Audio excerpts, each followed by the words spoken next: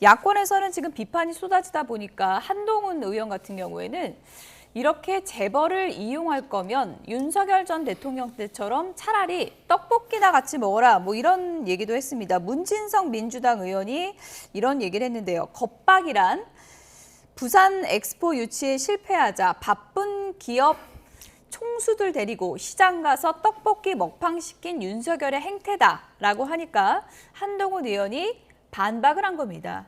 이재명 대통령은 기업들 괴롭히고 싶으면 떡볶이를 드세요. 이렇게 반박을 했습니다. 저희가 또 화면도 좀 준비했는데요. 사실 이게 이제 2023년 12월에 부산 엑스포 유치에 이제 실패하다 보니까 민심 달래려고 이재용 회장 떡볶이 맛있게 먹고 있는 모습도 나오고 있는데 떡볶이 회동으로 부산 민심 달랬던 저 장면을 놓고도 민주당이 상당히 좀 비판을 했던 적이 있잖아요. 그렇죠. 똑같은 얘기입니다. 한동훈 의원이 떡볶이라도 드세요. 떡볶이만 드시면 됩니다라고 얘기한 거는 피해가 거기에 국한된다는 뜻이잖아요. 지금 하는 어떤 대통령의 이러한 오늘 발표가 재벌 총수들을 겁박했다고 저는 보지 않아요. 그런 표현을 쓰는 것 자체가 여당 의원으로서 대통령을 어렵게 하는 거라고 봅니다. 문진성 의원 발언을 얘기한 겁니다. 예. 겁박이 아니라 이 과정 관리를 왜 잘 못하고 있냐는 지적은 충분히 할 수 있는 겁니다. 분명히 말씀드렸듯이 기업의 주체성에 대해서 김상일 평론가께서도 말씀하셨잖아요. 이익이 안 나면 안 갈 거라는 말씀을 분명히 하시지 않았습니까? 그러면 그 의사결정함에 있어서 예를 들어 삼성전자 같은 큰 회사에서 이사회 의결을 거쳐서 정부가 원하는 어떤 상황에 우리가 맞춰서 사업을 하겠다. 이게 먼저 나와야 되는 게 아니냐는 말씀이에요. 이렇게 대통령이 먼저 빵 지르고 옆에서 총수들이 맞습니다. 우린 그렇게 하겠습니다. 하는 게 어떠한 정당성을 확보할 수 있냐는 말씀을 드리는 겁니다. 과거에 그런 행위들을 답습을 했기 때문에 지금 여권에서 야당일 때 엄청나게 비판을 했었지 않아요? 지금 떡볶이에 대해서도 말씀하신 것도 그런 차원 아니었습니까? 근데 왜 정권이 바뀌었는데 똑같은 걸 하고 있냐는 물음을 제가 하는 거예요. 거기에 국가가 앞장서서 이렇게 큰 계획해야 됩니다라는 얘기는 제대로 된 답변이 아닙니다. 저는 절차를 얘기하고 있어요. 삼성전자 주주가 400만이 넘어요. 소위 말하는 민주당 진영을 좋아하시는 개딸들도 상당수가 삼성전자 주주예요.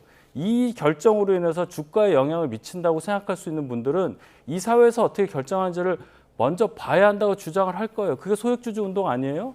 그분들이 문재인 정부에도 들어가서 일 많이 하지 않았습니까? 왜 이런 이상한 일 하는지 이해를 못 하겠다는 겁니다. 저는. 반박 듣고 민주당 얘기로 넘어갈게요. 그 말씀이 틀린 부분은 없겠죠. 그렇지만 그 말씀을 먼저 그 문제 제기를 해야 될 대상은요, 이재용 회장이에요. 이재용 부회장이 이걸 갖다가 같이 대통령과 함께 하고 있는 거잖아요.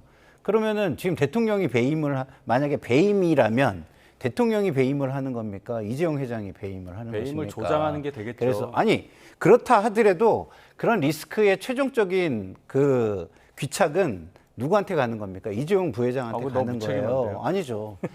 자, 이재용 부회장이 위기가 있을 때마다 사회에 얼마를 어마어마한 큰 투자를 하겠다.